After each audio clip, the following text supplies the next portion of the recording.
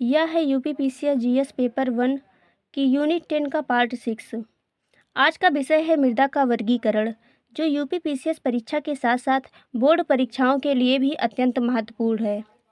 इस वीडियो में मैं आपको इस विषय को सरल भाषा में क्रमवार ढंग से और परीक्षा में सीधे काम आने वाले तथ्यों के साथ समझाने वाली हूँ। इसलिए वीडियो को अंत तक ज़रूर देखिए, क्योंकि यही भाग अक्सर प्रश्नों में भ्रम पैदा करता है।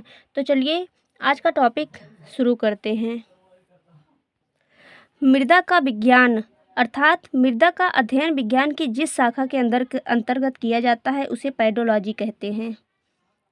मृदा विज्ञान के विकास में रूसी भूगर्भ शास्त्री बी डकाचेव का योगदान सर्वाधिक महत्वपूर्ण है।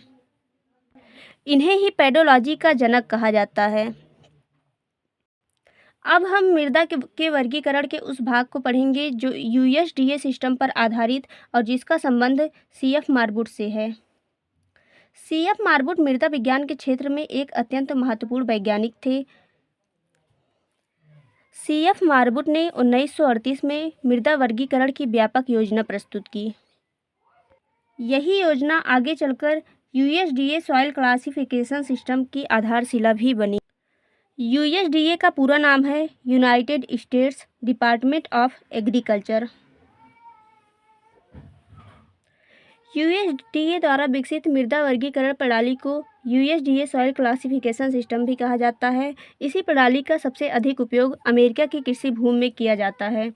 इस प्रणाली में मृदा का वर्गीकरण प्राकृतिक कारकों के आधार पर किया जाता है, जैसे जलवायु, वनस्पति, मूल सेल और समय। इसीलिए इसे प्राकृतिक मृदा का वर्गीकरण भी कहा जाता है। तो अब हम समझते हैं कि मृदा का वर्गीकरण। तो आइए देखें। मृदा का वर्गीकरण 2 स्तरों में समझा जाता है। पहला विश्व स्तर पर, दूसरा भारतीय स्तर पर।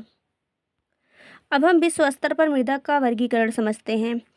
विश्व स्तर पर मृदा का वर्गीकरण 1938 में सीएफ मार्बुट द्वारा प्रस्तुत किया गया, लेकिन वह 3 आधारों पर प्रस्तुत किया गया।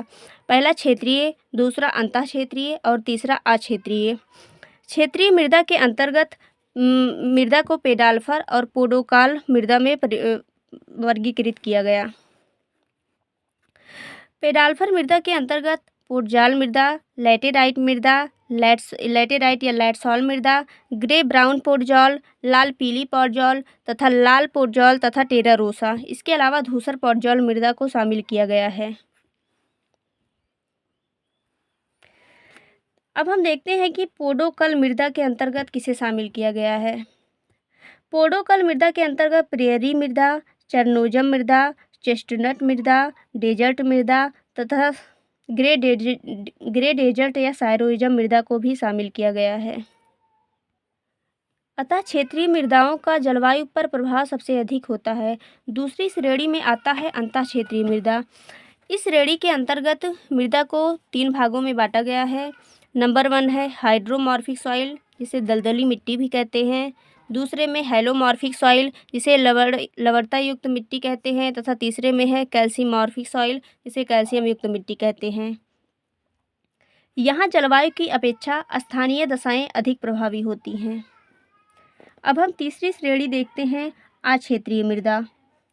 इस श्रेणी के अंतर्गत मृदा को 3 भागों में बांटा गया है। नंबर 1 लिथोसॉल मृदा, दूसरे में रेगोसॉल मृदा तथा तीसरे में एलुवियल सॉइल को सम्मिलित किया गया है। इन पर जलवायु का प्रभाव सबसे कम होता है। इस प्रकार सीएफ मार्बुट द्वारा दिया गया यह मृदा वर्गीकरण आगे चलकर यूएसडीए सॉइल टैक्सोनॉमी का आधार बना। तो विद्यार्थियों, आज हमने यूनिट 10 के पार्ट 5 में मृदा से जुड़े इस महत्वपूर्ण विषय को सरल भाषा और क्रमवार तरीके से समझा। अब अगली वीडियो में यानी पार्ट 7 में हम क्षेत्रीय मृदा को स्टेप वाइज उदाहरणों के साथ और परीक्षा की दृष्टि से बहुत ही महत्वपूर्ण बिंदुओं सहित विस्तार से पढ़ेंगे। इसलिए वीडियो को यहीं न छोड़ें। चैनल को लाइक एंड सब्सक्राइब ज़रूर करें ताकि पार्ट 7 की वीडियो आपको सबसे पहले मिल सके। मिलते हैं अगले क्लास में। धन्यवाद।